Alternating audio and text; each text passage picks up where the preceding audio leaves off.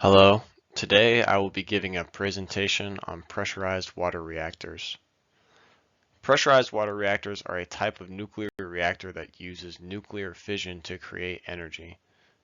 The reactor pictured here is a Mitsubishi pressurized water reactor located in Japan. First, I want to cover what makes nuclear power possible, and that is nuclear fission. And nuclear fission takes place when a neutron collides with a target nucleus and causes it to split. The splitting of a nucleus releases a large amount of energy, and this energy takes a form of heat and radiation. The nuclei being split are the fuel for the reactor. The most common fuel to be used is uranium, specifically uranium-235.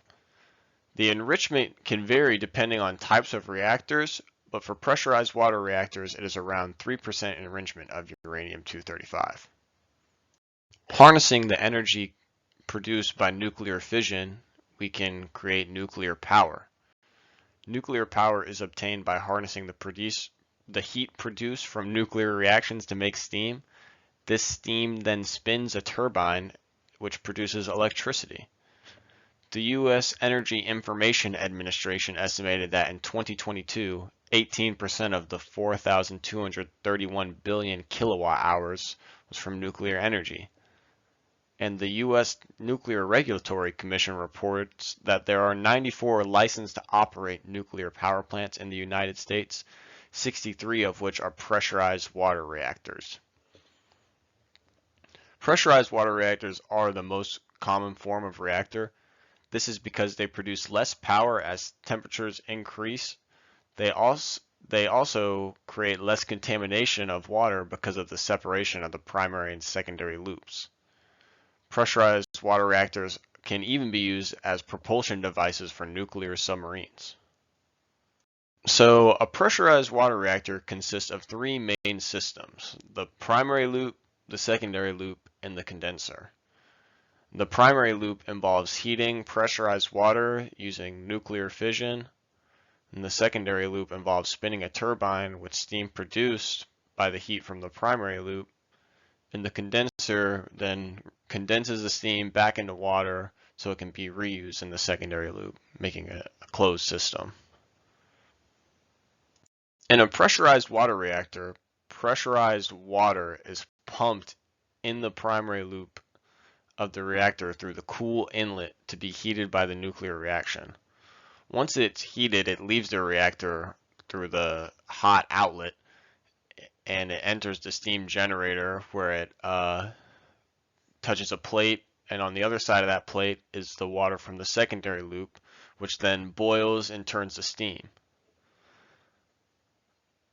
And then that steam will spin a turbine and generate electricity, and then it'll make contact with the condenser, which is normally connected to some reservoir of cool water somewhere else, and it'll turn it back to water to go through the secondary loop again. In a pressurized water reactor, the water is pressurized to a desired value to prevent bulk boiling inside the reactor core.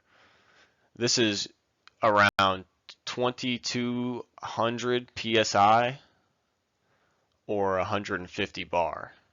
And the temperature of the water is around 610 degrees Fahrenheit or 320 degrees Celsius.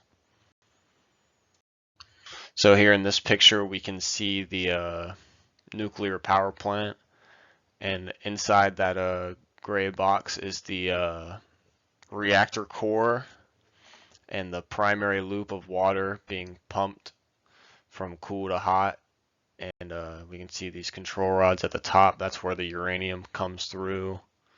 These control rods are dropped in and just let drop by gravity, and they're let drop by electromagnets. That way, no one can enter in and drop them manually. And so the hot water from the primary loop makes contact with the water from the secondary loop, and that water then turns to steam, and it'll spin the turbine, which is connected to an electric generator and generates electricity. After spinning the turbine, That water then reaches the condenser, which is connected to a cool water basin. And these are the normal giant things when you think of nuclear reactors, these giant towers with the vapor coming out. And then once that water is recondensed, it goes through the system again to become steam again. Now I'd like to talk a little bit more about the fuel assembly. Fuel inside a pressurized water reactor consists of slightly enriched uranium dioxide, or UO2, in the form of cylindrical pellets with a diameter of 0.375 inches and a length of 0.6 inches. And these really small pellets are stacked to form a fuel rod with a length of 3.6 meters. And then 200 of these fuel rods are then grouped together to form a fuel element or a fuel assembly in air quotes, and 180 of these are grouped to form a reactor with a diameter of 3 meters and a length of 3.6 meters. So they're really big, and these are inside the reactor, like the reactor vessel. So the reactor vessel has to be a really big thing just to contain this one part. Control rods are then held above the reactor core, and they are dropped into vacant fuel pins in the reactor core and provide the ability to change the amount of neutron absorption or change the amount of fission happening. And so these are some images to help give you an idea what it looks like. So this one it's pretty blurry, but at top left is one picture, and you can see how big they are. So that you have the rods themselves, these fuel pellets, they make a tube, and this tube goes in the rod, and it forms this big, great assembly in this grid.